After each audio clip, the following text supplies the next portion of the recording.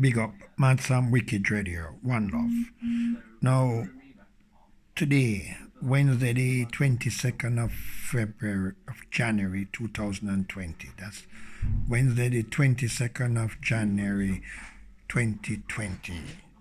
Sheila Fogarty, LBC. Now, if you're gonna have a radio station as a chat show, you need to have a more diverse set of journalists on it. Now, they're talking about immigration in the UK and the EU citizens, especially Eastern Europeans. Let me tell you something. Like anything in your life, you have good and you have bad. Sadly, with the Eastern Europeans, for every two good ones, right, there's 8 bad ones out of 10. That's a fact. So, let me put it this way. I listened to that program today and she failed to notice something. Go anywhere up and down the country and you will see places where 20 of them living in one house, right? So one family will rent the house from the estate agency and then the 20 of them go and live in the house. Let me, as a mixed race black man, right, or another British white one, do that and see how quick the council, the bank, the housing association will come down on us. We can't do it. And if we complain, the court will says you're wrong. But if these people, anybody to complain, these people will go, because I am Eastern European from Croatia or Bulgaria, you don't like me. And it's like, oh no, God, you're afraid to think. I says, you want the proof of that? Remember the case up north in Rotterdam with all these children were being sex slaves by Asians. And the police was afraid to go against them because what they were afraid that they were being labeled as being racist against them, although they were sex trading young girls. Listen good, I'm going to repeat it. The Eastern Europeans will put 20 of them in a little 3-bedroom house and work, and half of them is working as self-employed, cash in hand. The girlfriend or the wife or whatever you want to call her is back in Romania or Bulgaria with 2-3 children getting child benefit, child tax credit, while the husband here is working as self-employed, no speaking the English properly. Yes, good. Okay?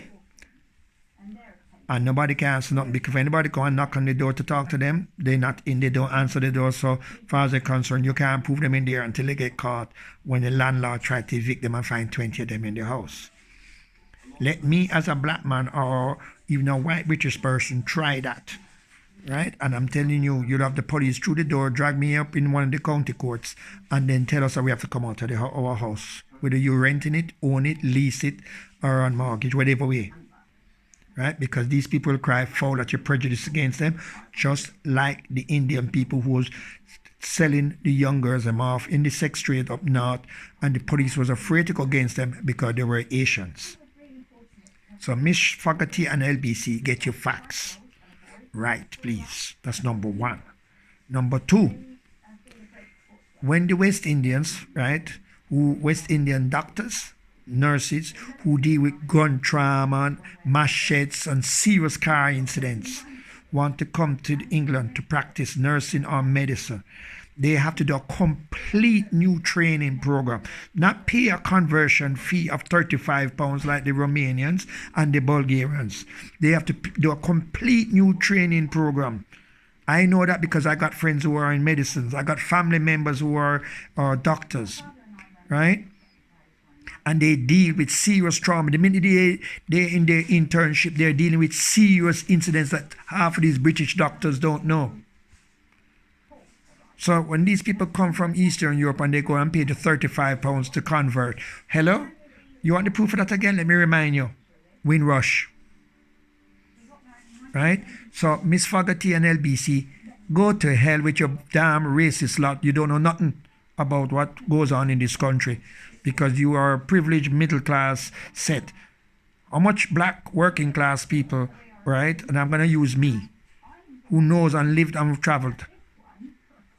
I've traveled to some of those countries, and I'm going to tell you, there was one lady who came on the phone and talked about she's Italian and she's head of some services with social care and whatever.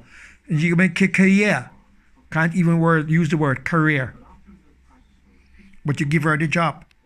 Let an English, British person, white, black, whatever, go for that job. They won't get the job. And you know why? because they won't put up the rubbish of working 60, 80 hours a week, right, for £35,000 a year. These people don't have a life, but ask something of yourself. These people take every penny they earn and send it back to Bulgaria and Romania. People like me and other British people, black, white, and Asians and stuff, have to keep our money here and build our homes here and send our children to school and stuff. Our money not leaving the country. So Miss Fogarty and LBC, get your facts right.